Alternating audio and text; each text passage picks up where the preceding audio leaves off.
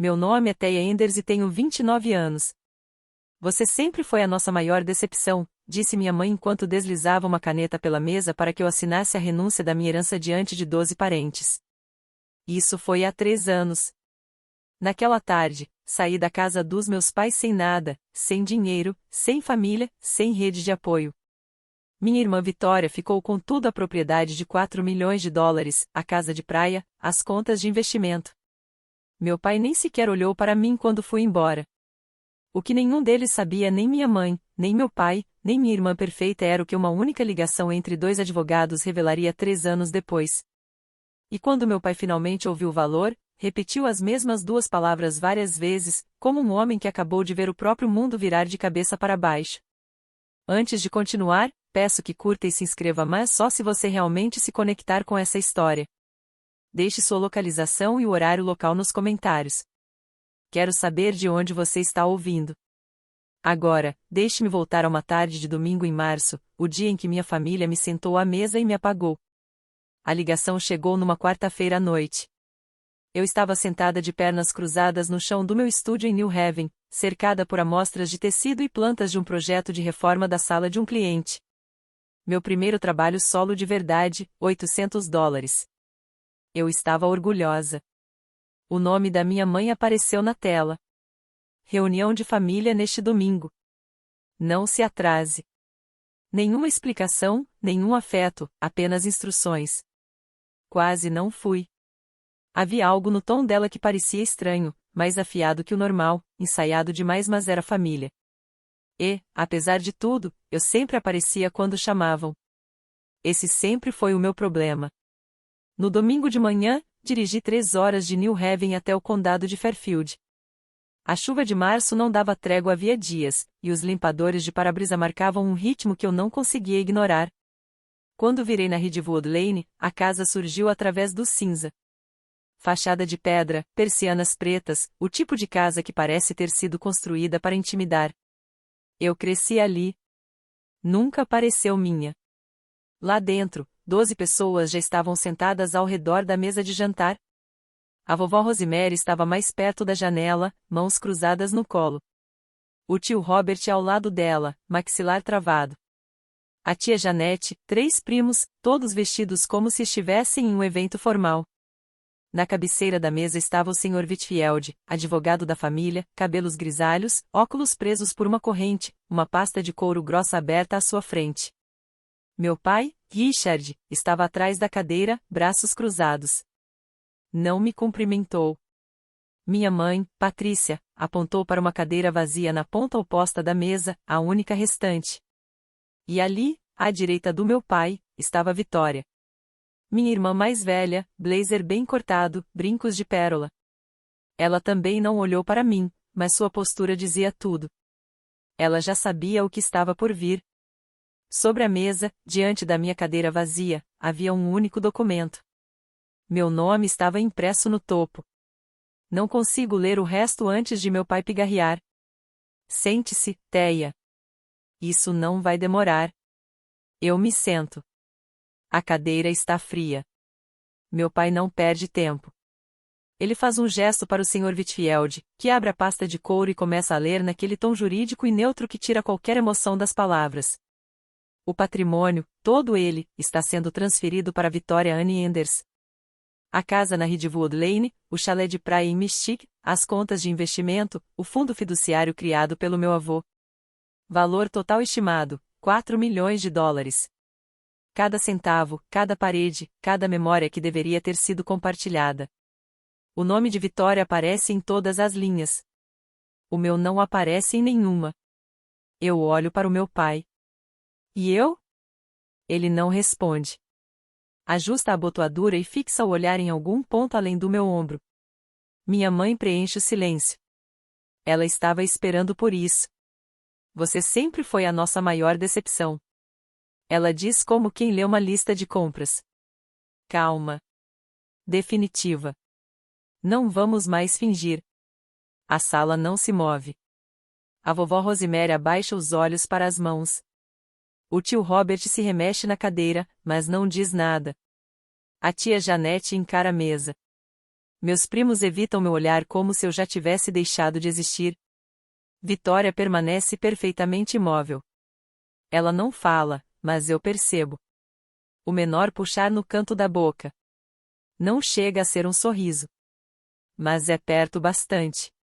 O Sr. Whitfield pigarreia e desliza o documento na minha direção. Renúncia de direitos hereditários.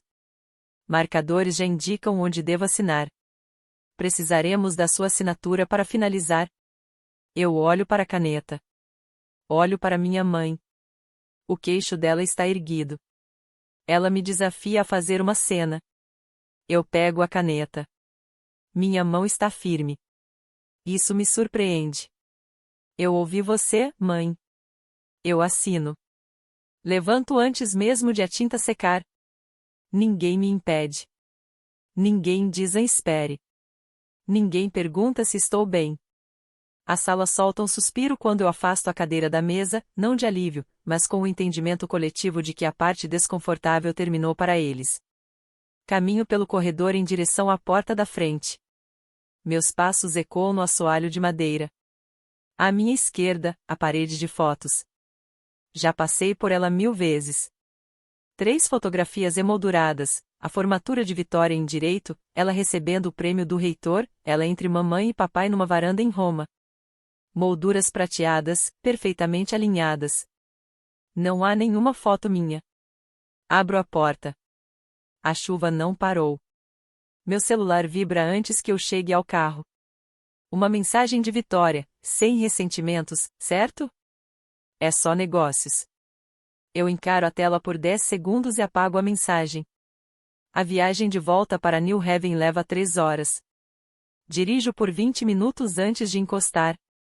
Paro no acostamento da I-95, desligo o motor e fico ali. Os carros passam borrados. A chuva martela o teto. Eu não choro. Não grito. Apenas fico ali, sentindo o peso de ser subtraída da própria família como uma linha apagada em uma planilha. 40 minutos depois, ligo o carro novamente. Quando chego em casa, meu apartamento está exatamente como deixei. Amostras de tecido espalhadas pelo chão, a planta do cliente presa na parede, uma tigela de cereal no balcão desde o café da manhã. Abro o aplicativo do banco. $3.200. Sem família, sem contatos, sem ninguém vindo me salvar. Naquela noite, sento no chão da cozinha e faço uma lista. Não do que perdi, mas do que ainda tenho. É uma lista curta, mas é minha. O primeiro cliente cancela numa terça-feira. Oi, Teia. Decidimos seguir por outro caminho. Boa sorte.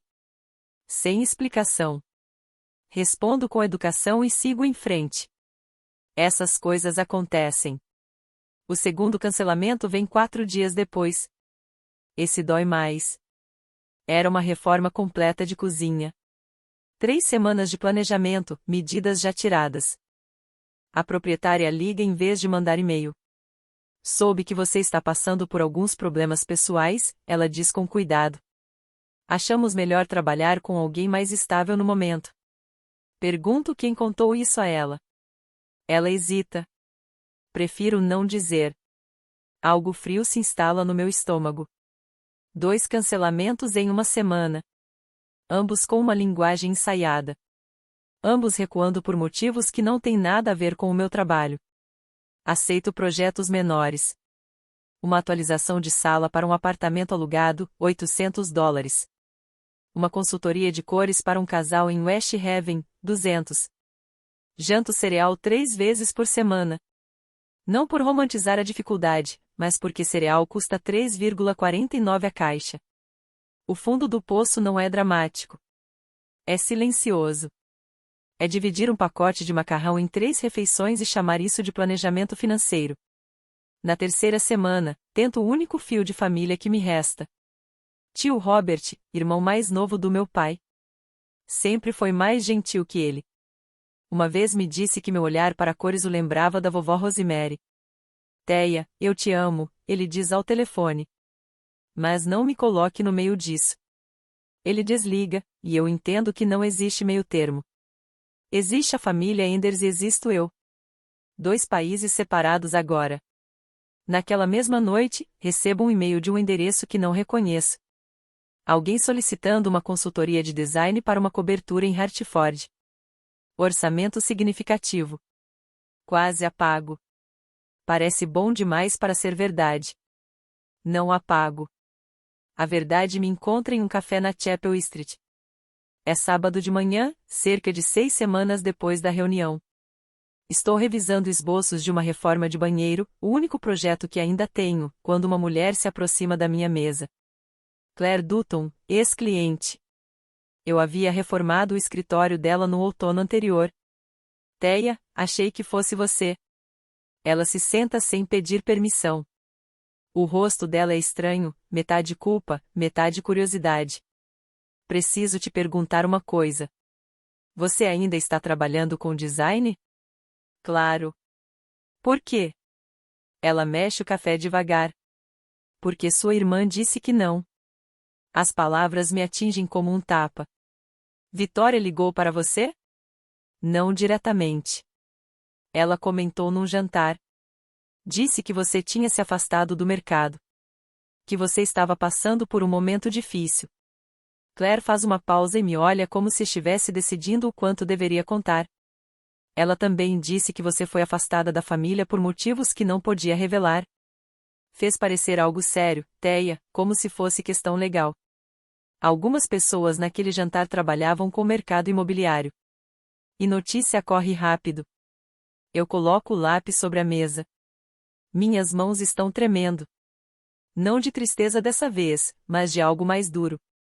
Pergunto se ela disse quais eram os motivos. Não. E isso foi o pior. Ela deixou em aberto. As pessoas preencheram as lacunas. Então eu entendo. Os cancelamentos, o distanciamento repentino. Vitória não apenas ficou com minha herança. Ela estava salpicando sal na terra atrás de mim. Silenciosamente, socialmente, com negabilidade plausível.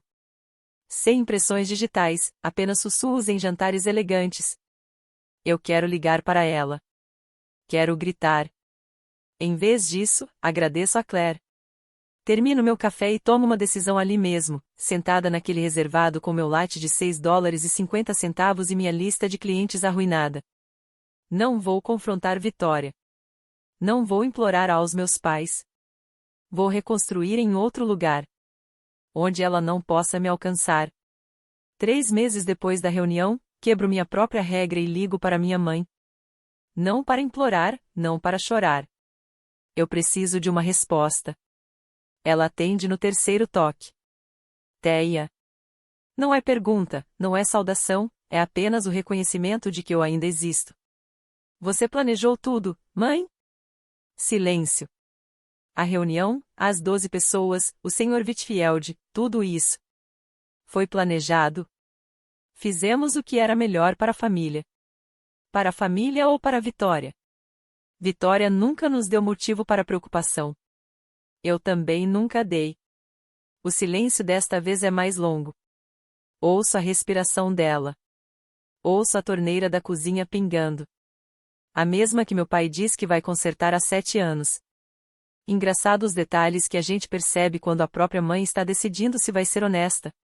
Teia, a voz dela suaviza, mas é a suavidade de quem explica algo a uma criança. Se você tivesse nos ouvido desde o começo, feito faculdade de direito ou pelo menos arranjado um emprego de verdade, nada disso teria acontecido. Você escolhe.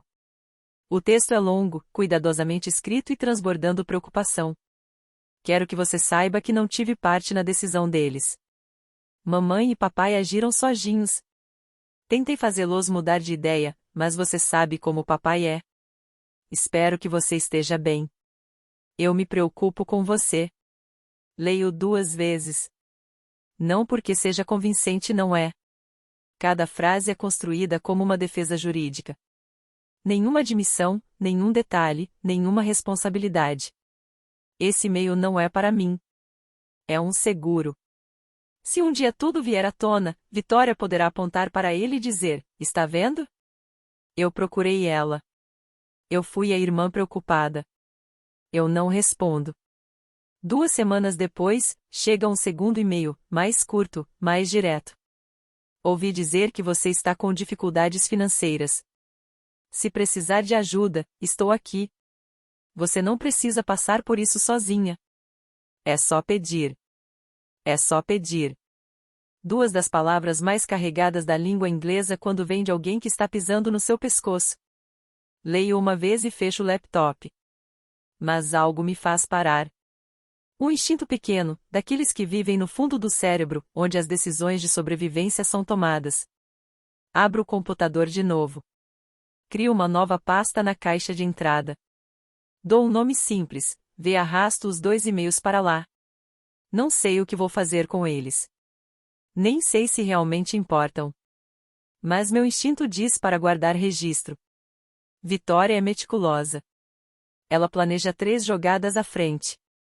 Se está enviando e-mails tão bem elaborados, está construindo uma narrativa e eu também deveria construir a minha. A gentileza de Vitória sempre vinha com recibo. Eu só nunca tinha pensado em ler as letras miúdas antes. A cobertura em Hartford muda tudo. O e-mail misterioso da 3ª semana pertence a uma mulher chamada Margaret Calavai, 62 anos, feita por si mesma, dona de imóveis comerciais em Connecticut e na Carolina do Norte. Olhos atentos, anéis de prata em 3 dedos, um aperto de mão que diz que ela foi subestimada a vida inteira e que adorou provar todo mundo errado, todas as vezes. Nos encontramos na cobertura, no 18º andar, com vista para o Bushel Park. O espaço é um desastre. O inquilino anterior arrancou a cozinha inteira e foi embora. Paredes reduzidas ao drywall, canos expostos.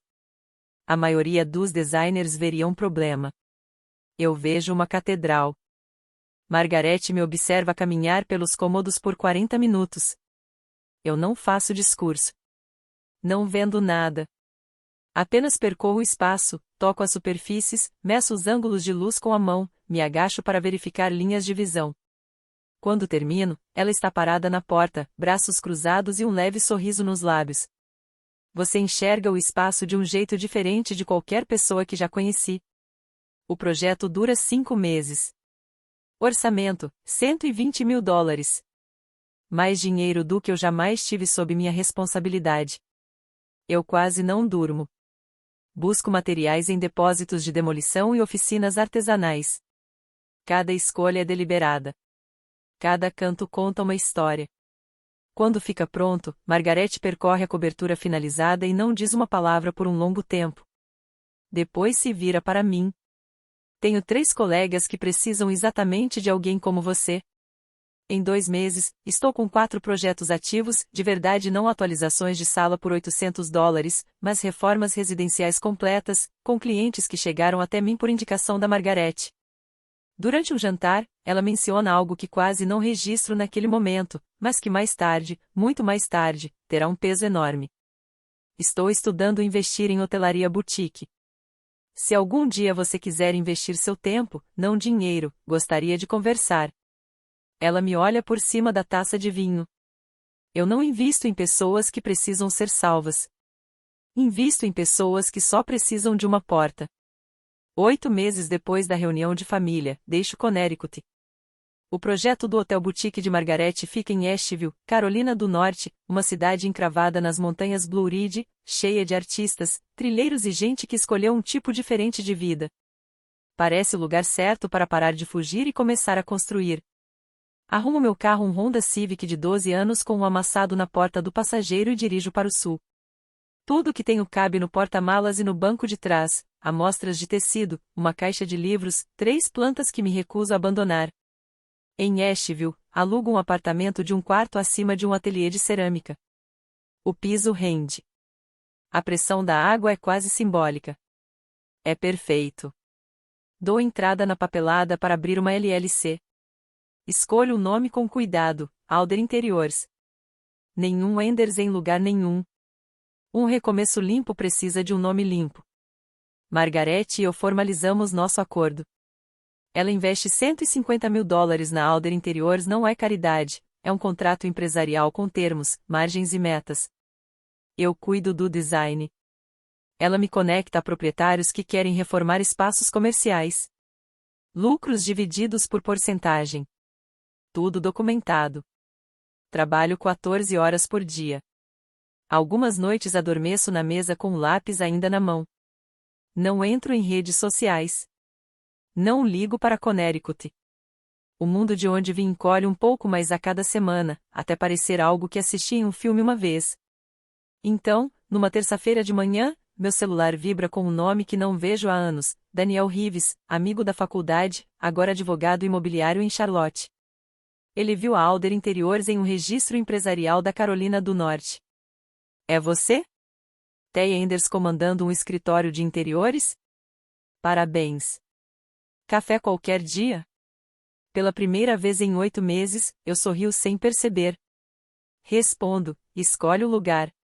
Daniel está exatamente como lembro, alto, levemente desalinhado, o tipo de homem que parece usar terno como se estivesse fazendo um favor ao terno.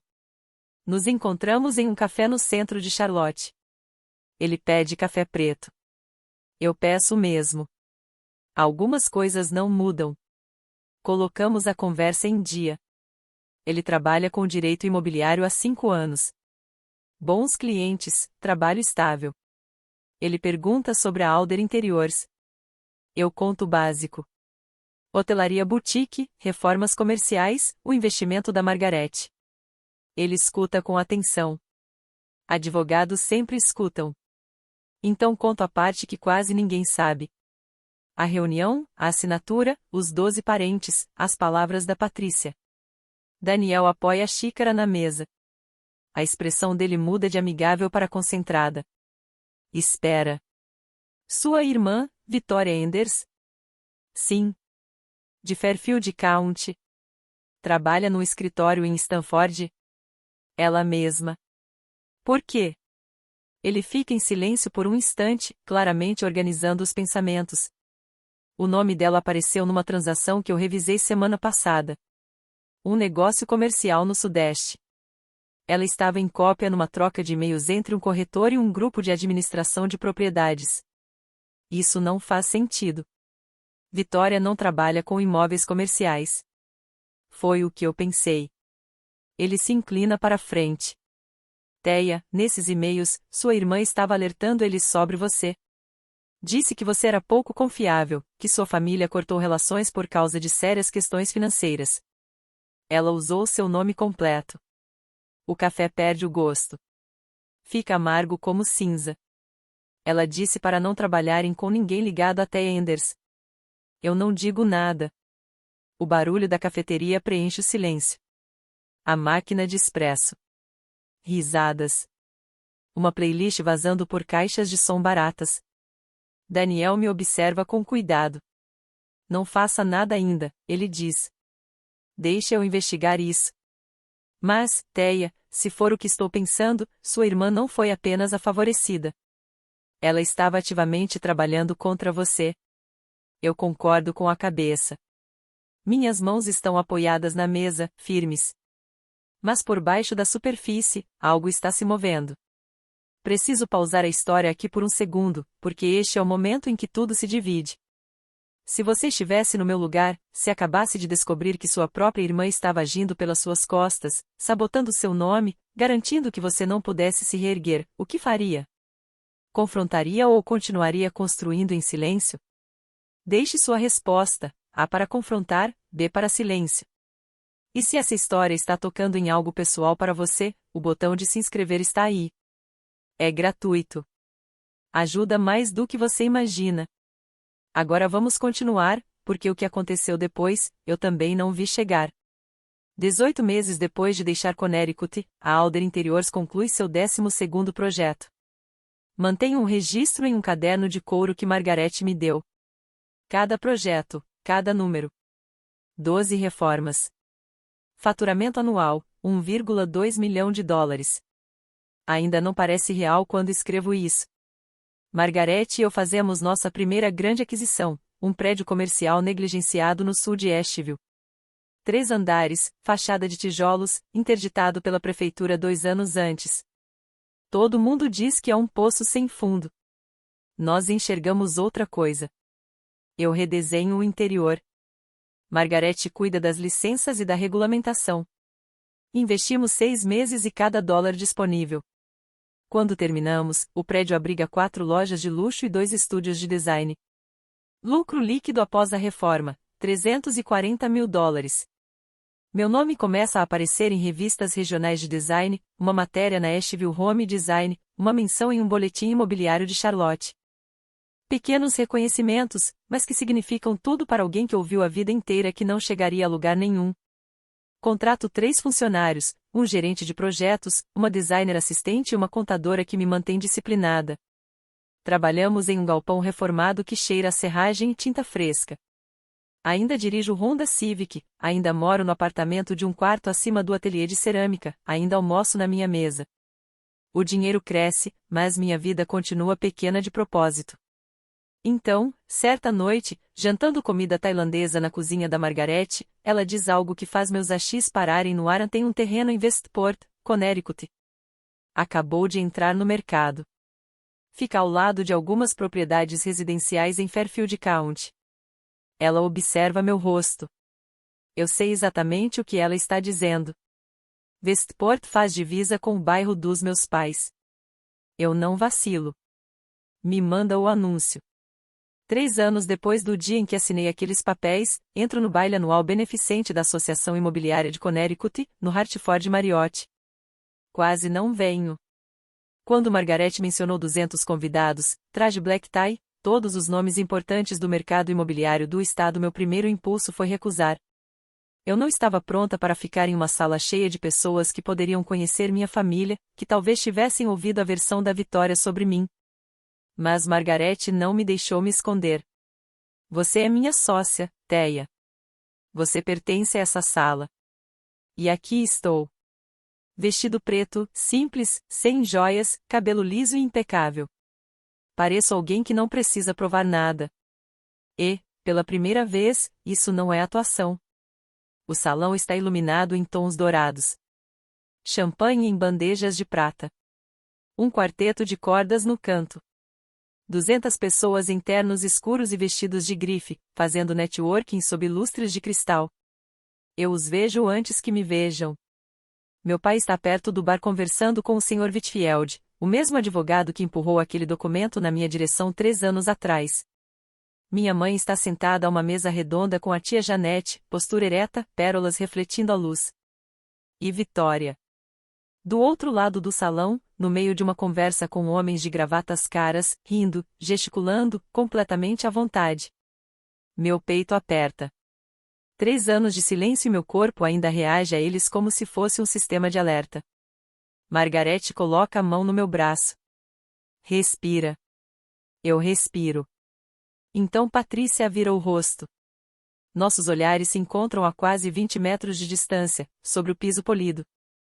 A taça de champanhe dela para no meio do caminho até os lábios. Vitória percebe a expressão da mãe, segue o olhar e me encontra. Por um segundo inteiro. Ninguém se move. Então Margarete caminha diretamente até a mesa dos Enders, e eu vou com ela. Ela estende a mão ao Sr. Whitfield como se fossem velhos colegas e provavelmente são. Geraldi, que bom te ver. Em seguida, gira com naturalidade, um braço apontando para mim. Você já conhece minha sócia, Thea Enders, a força criativa por trás da Alder Interiors? Ela diz em voz clara, não agressiva, não provocativa, apenas com o tom natural de uma mulher apresentando alguém de quem se orgulha. Metade das mesas ao redor ouve. Richard se vira devagar. O rosto dele passa por reconhecimento, confusão e algo que não consigo identificar. Ele me encara como se eu fosse um fantasma que entrou pela porta errada. Patrícia se recompõe primeiro. Ela sempre se recompõe. Thea. O sorriso surge como um interruptor sendo acionado. Instantâneo. Ensaiado. Pronto para a câmera. Que surpresa. Estávamos tão preocupados com você. Ela segura minha mão. Eu deixo. Um aperto breve, então puxo de volta. Agradeço, mãe. Tenho estado bem. Vitória se aproxima da mesa. Ela me observa como uma jogadora de xadrez diante de um movimento inesperado. Soube que você está fazendo alguns trabalhos de decoração.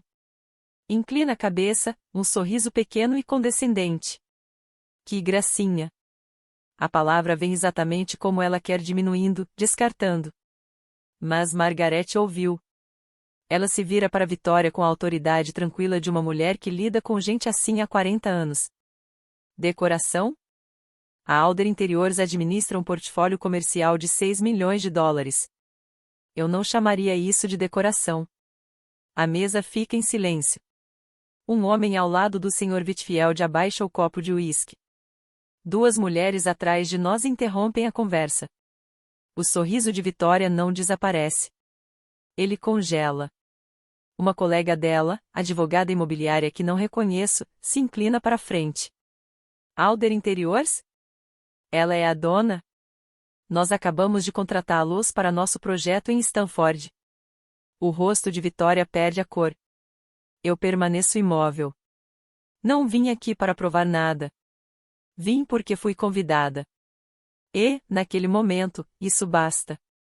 Uma semana depois do baile, acontece a ligação. Eu não estou presente. Daniel me conta depois, sentados frente a frente no escritório dele em Charlotte, um bloco jurídico cheio de anotações entre nós. Foi assim, o terreno em Westport, o lote que Margaret e eu estamos comprando, fica ao lado da propriedade da família Enders. Procedimento padrão exige levantamento de divisa e verificação de título. Daniel, como meu advogado, entra em contato com o advogado responsável pela propriedade vizinha. Esse advogado é Gerald Whitfield. Daniel faz a ligação.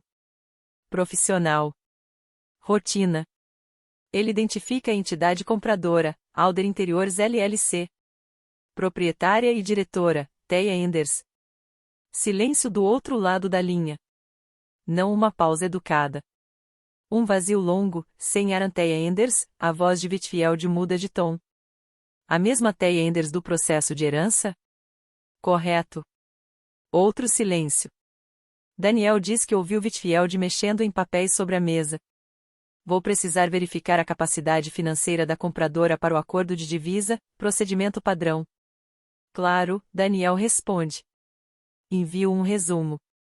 Avaliação total do portfólio da Alder Interiors, incluindo propriedades e ativos da empresa, aproximadamente 9,4 milhões de dólares. Daniel me diz que o silêncio durou 15 segundos. 15 segundos. Ele sabe por que contou. Então Whitfield disse, muito baixo, vou precisar entrar em contato com meu cliente. E foi só isso. Nenhum comentário, nenhuma pergunta, apenas o som de um homem recalibrando tudo o que pensava saber sobre uma família que atende há 20 anos. Daniel pousa a caneta e me encara do outro lado da mesa. Ele não disse uma palavra por uns 15 segundos. Thea, isso é muito tempo para um advogado. Eu concordo com a cabeça. Minhas mãos estão repousadas no colo. Meu pulso está estável. Mas, em algum lugar profundo no peito, por trás da calma, do profissionalismo e dos 3 anos de silêncio, algo finalmente solta o ar. Gerald Whitfield liga para Richard Enders naquela mesma tarde. Eu fico sabendo dos detalhes depois, por meio de Daniel, por meio de documentos, por meio da versão que inevitavelmente chega até mim, queira eu ou não. Mas foi isso que aconteceu no escritório da casa na Ridgewood Lane, atrás de uma porta de mogno fechada, em uma terça-feira comum.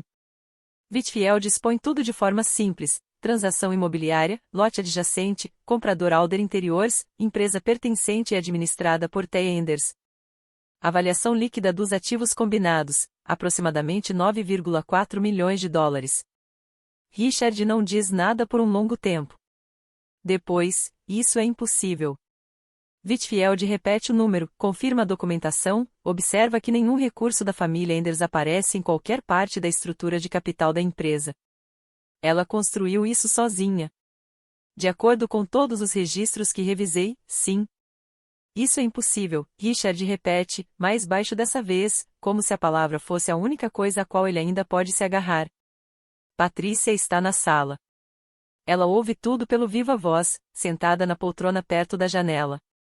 Seu rosto não se altera, mas a mão aperta o guardanapo de linho sobre a mesa lateral com tanta força que os nós dos dedos ficam brancos.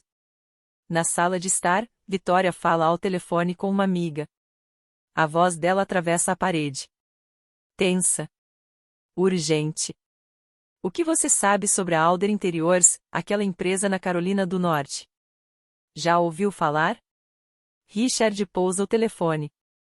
Ele encara a parede onde 3 fotografias de Vitória estão expostas em molduras prateadas.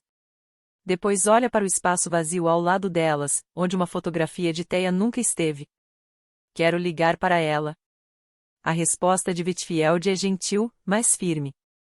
Por meio dos advogados, Richard. Ela tem representação agora. Isso precisa seguir os canais adequados. Richard concorda lentamente.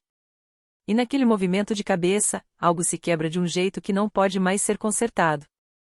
A filha dele tem um advogado por causa dele. Os e-mails aparecem naquela mesma semana e mudam tudo. Daniel está finalizando a diligência prévia para a compra em Westport. Pesquisas de titularidade, verificação de ônus, histórico de transações dos lotes vizinhos. Rotina. Entediante. O tipo de papelada que faz recém-formados em direito questionarem suas escolhas de vida. Mas, enterrado em uma cadeia de correspondências entre uma corretora regional e uma administradora de imóveis, Daniel encontra algo que não tem nada de rotineiro. Um e-mail de Victoria Enders, enviado 14 meses antes, endereçado a um corretor comercial chamado Paul Erickson. Assunto: Heads Up, confidencial. No conteúdo, Victoria expressa a preocupação com uma mulher chamada Thea Enders que poderia procurar empresas no mercado do Sudeste. Ela me descreve como financeiramente irresponsável. Afirma que fui afastada da família por sérios problemas de confiança. Aconselha Erickson a ter cautela com qualquer pessoa associada a esse nome. Há mais 3 e-mails na mesma sequência. Destinatários diferentes, a mesma linguagem, o mesmo cuidado na formulação preciso, devastador. Victoria nunca diz nada explicitamente falso. Ela insinua, ela sugere. Deixa que o leitor construa a pior versão possível da história. É elegante. É calculado. E, no estado de Connecticut, isso se chama interferência ilícita em relações comerciais. Daniel me encaminha a sequência. Eu leio uma vez, sentada à minha mesa em Asheville, com a luz das montanhas entrando pela janela. Não grito. Não choro. Fecho o laptop e fico ali, absorvendo aquilo por uma hora inteira. Depois abro de novo e ligo para Daniel. Isso é suficiente? Mais do que suficiente. Há quanto tempo você sabe? Encontrei há 2 dias. Queria verificar antes de te contar. Eu concordo com a cabeça, mesmo sabendo que ele não pode me ver. Guarde tudo com segurança, eu digo. Eu vou decidir quando estiver pronta. Não vou usar isso por raiva. Vou usar se ela não parar. Deixe-me sair da história por um momento, porque chegamos ao ponto de virada e eu quero ouvir você. Thea tem as provas. Tem o dinheiro. Tem todo o direito legal de levar isso aos tribunais. Mas aqui está a pergunta: se você estivesse no lugar dela, processaria a própria irmã ou simplesmente seguiria em frente e deixaria que o próprio sucesso falasse por si? A para processar. B para ir embora. Me conte nos comentários. Eu li todos até agora e não vou parar. Voltando à história, porque a decisão que Thea toma não é a que você imagina. 2 dias depois, Daniel recebe a ligação. Sr. Whitfield, em nome de Richard Enders. Tom formal, palavras cuidadosamente escolhidas. Meu cliente gostaria de agendar uma reunião com a Sra. Enders. Uma conversa em família.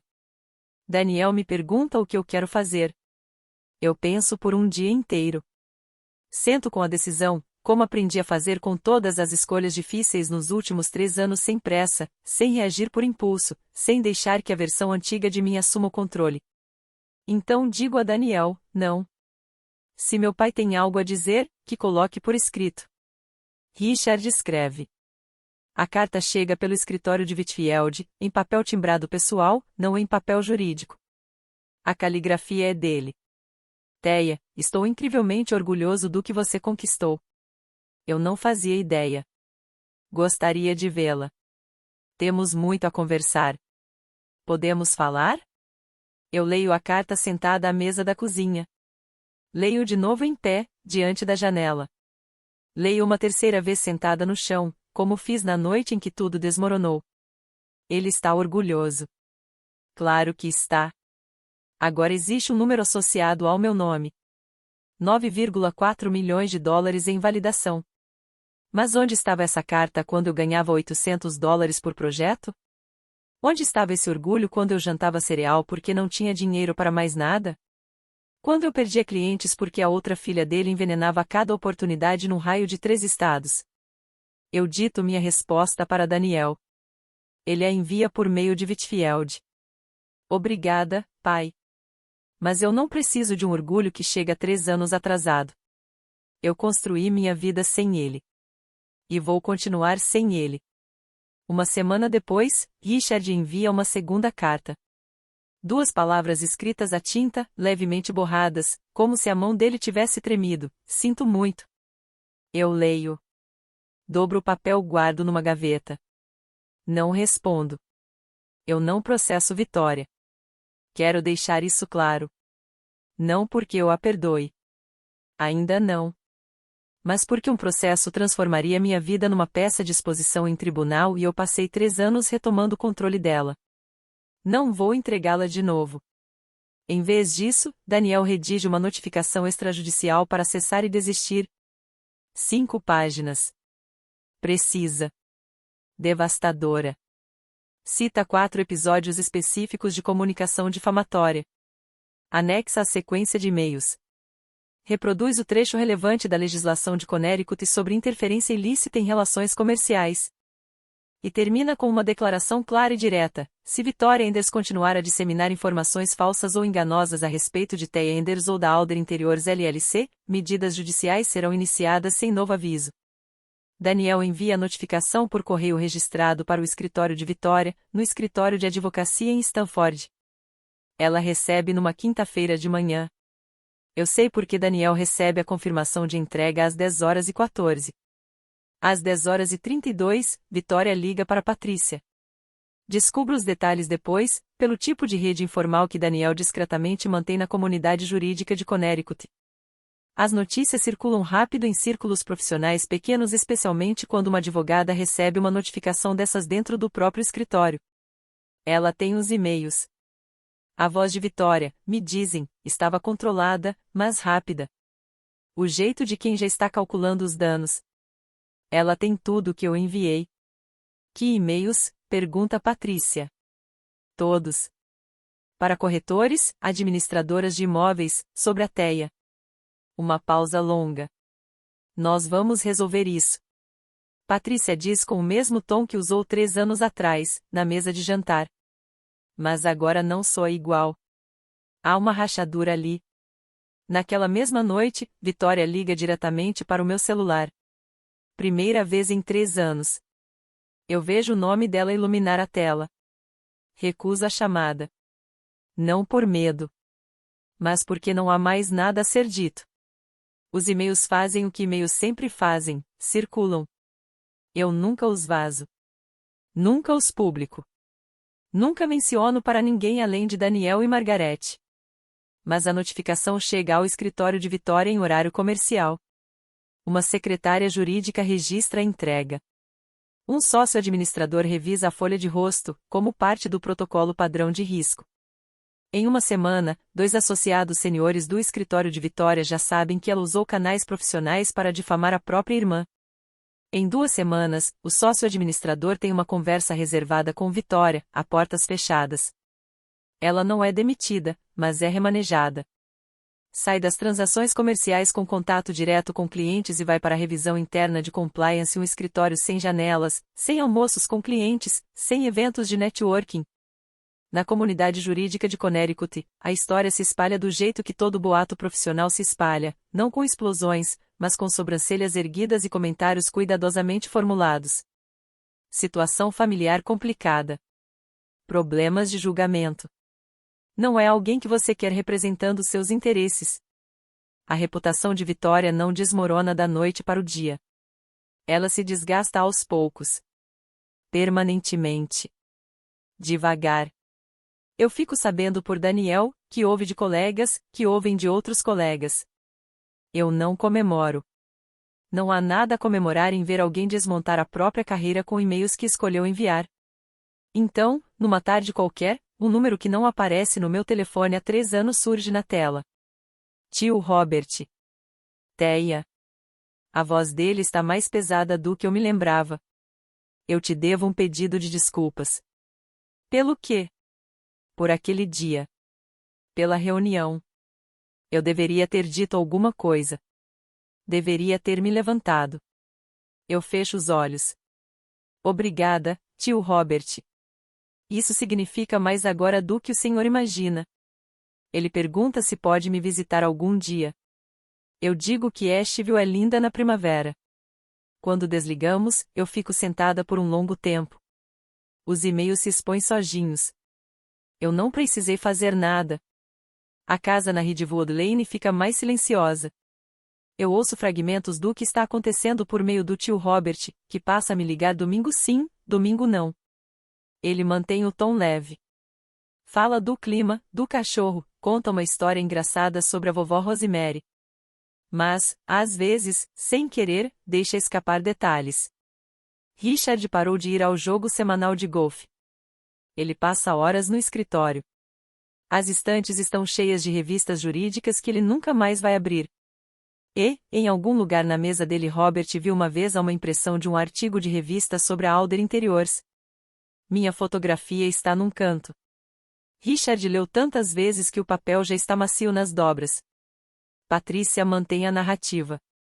Em público, conta a mesma história que vem repetindo há 3 anos. A Teia sempre foi a difícil. Agora que tem dinheiro, todo mundo quer reescrever o passado. Ela diz isso no brunch, no clube do livro, na feira de produtores aos sábados de manhã. Mas Robert me conta que, tarde da noite, já a ouviu chorando através da porta do banheiro. Não é um choro performático. É daquele tipo que vem de um lugar que ela não admite que exista à luz do dia. Richard envia uma terceira carta, escrita à mão, como a segunda. Mais longa desta vez. Não estou pedindo para você voltar. Eu sei que não tenho mais esse direito. Só quero que você saiba que eu estava errado. Eu vejo isso agora. Eu vejo você agora. Eu sei que é tarde demais. Eu leio a carta sentada na varanda da minha casa em Asheville. As montanhas estão ficando douradas. O ar cheira a fumaça de lenha e chuva. Eu choro pela primeira vez em 3 anos. Eu me permito chorar. Não de dor, mas daquela sensação estranha de receber algo que um dia você precisou desesperadamente, muito depois de já ter aprendido a viver sem aquilo. Eu dobro a carta. Coloco na gaveta junto com a outra. Não respondo. Margarete me conta numa terça-feira à noite, durante o jantar, como se não fosse nada demais. Estamos na casa de fazenda dela, nos arredores de Asheville. Ela fez frango assado e abriu uma garrafa de vinho que estava guardando sem motivo especial. A lareira está baixa. O gato dela dorme na poltrona. Eu conheci seu pai. Eu pouso o garfo. Não agora, ela diz. Há 30 anos. Quando eu estava começando minha primeira empresa, Richard Enders era um jovem advogado em Fairfield County. Inteligente, ambicioso. Foi um dos meus primeiros assessores jurídicos. Eu não digo nada. Ele era bom no que fazia, mas media tudo em números, receita, retorno, projeções. Se não pudesse ser quantificado, não existia para ele. Ela faz uma pausa. Ele me disse uma vez que eu não tinha visão, que o mercado imobiliário boutique nunca teria escala. Eu encerrei o contrato naquela mesma semana. 1 ano depois, minha empresa estava superando todas as projeções que ele tinha feito. Ela me olha do outro lado da mesa com aquela firmeza que eu aprendi a confiar mais do que em qualquer outra coisa. Quando você me procurou por causa do Penthouse em Hartford, eu não sabia quem você era. Eu te contratei porque seu portfólio era extraordinário. Só descobri que você era filha do Richard depois, quando você me contou sobre a reunião. E eu decidi que não ia deixar a história se repetir. Ela gira a taça de vinho lentamente. Não porque eu odeie seu pai. Eu não odeio. Mas porque eu sei como é ser descartada por alguém que não consegue enxergar além da própria régua. Eu fico em silêncio por um longo tempo. Margarete não me resgatou. Ela me reconheceu. Reconheceu no meu olhar algo que ela mesma viu no espelho 30 anos atrás, quando estava no escritório de um jovem advogado ouvindo que nunca seria suficiente. Obrigada, eu digo. Não me agradeça. Apenas continue construindo. 6 meses depois do baile de gala, a propriedade em Westport é oficialmente transferida. Eu não construo uma casa ali. Não construo nada para mim. Em vez disso, transformo o terreno em um espaço criativo compartilhado. Estúdios e salas de reunião para jovens designers, artistas e arquitetos que estão começando, pessoas que só precisam de uma porta aberta. O tipo de lugar que eu gostaria que tivesse existido quando eu dormia no chão da cozinha com $3.200 no banco. Eu dou o nome de Alder Collective. Margaret corta a fita de inauguração. Na mesma semana, Vitória envia seu último e-mail. Eu sei que errei. Eu sei que o que fiz foi errado. Podemos conversar, por favor?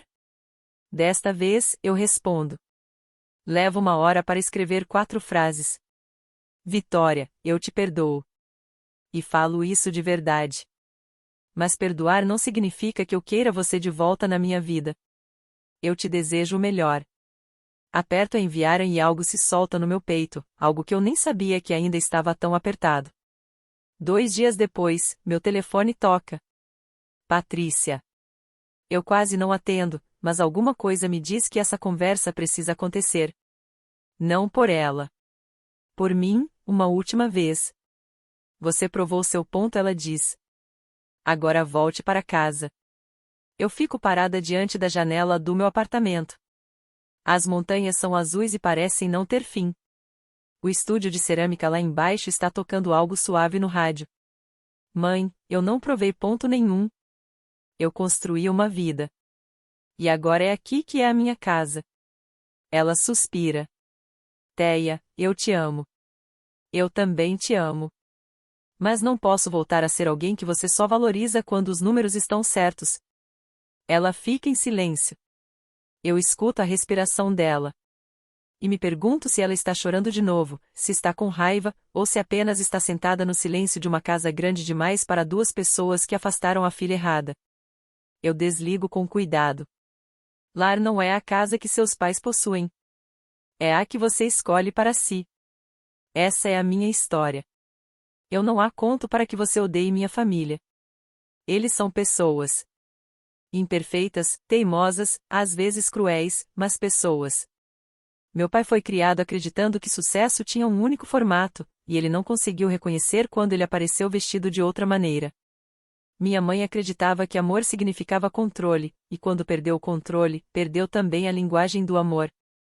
Minha irmã tinha medo de que, se eu tivesse sucesso, toda a identidade dela desmoronasse, porque ela foi construída sobre a ideia de ser melhor do que eu. Eles estavam errados. Todos eles. Mas não eram estranhos. Eram minha família. E foi isso que fez doer do jeito que doeu. O que eu aprendi, e compartilho não como conselho, mas como algo que carrego comigo, é que você não precisa da permissão de quem desistiu de você para recomeçar. Você só precisa de uma porta. Às vezes, você mesmo precisa construir essa porta. Às vezes, alguém como Margaret a mantém aberta para você. De qualquer forma, a porta é sua. Estabelecer limites com a família não é abandono. Não é crueldade. É decidir parar de sangrar por pessoas que não estendem um curativo. Hoje, a Alder Interiors tem 14 funcionários. Nosso portfólio ultrapassa $10 milhões. Margaret continua sendo minha sócia. Daniel continua sendo meu advogado. E todas as manhãs eu acordo em uma casa que comprei com meu próprio dinheiro, em uma cidade que escolhi, vivendo uma vida que construí a partir do chão da cozinha e de uma lista do que ainda me restava.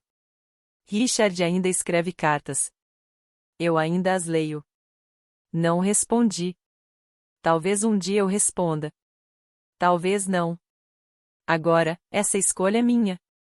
E se você está aí, neste momento, tentando se reconstruir depois de ouvir que não é suficiente justamente das pessoas que deveriam ter acreditado em você, escute bem, a melhor vingança não é provar que estavam errados. É construir uma vida tão completa que a opinião deles simplesmente não caiba mais dentro dela. E é aqui que eu encerro. Se você chegou até aqui, obrigada. Isso significa mais do que você imagina. Agora eu quero ouvir a sua história. Você já precisou se afastar da família para se salvar? Ou ainda está decidindo? Me conta nos comentários. Eu leio cada um. E se quiser mais histórias como essa, dá uma olhada na descrição. Tem outra esperando por você. Te vejo na próxima.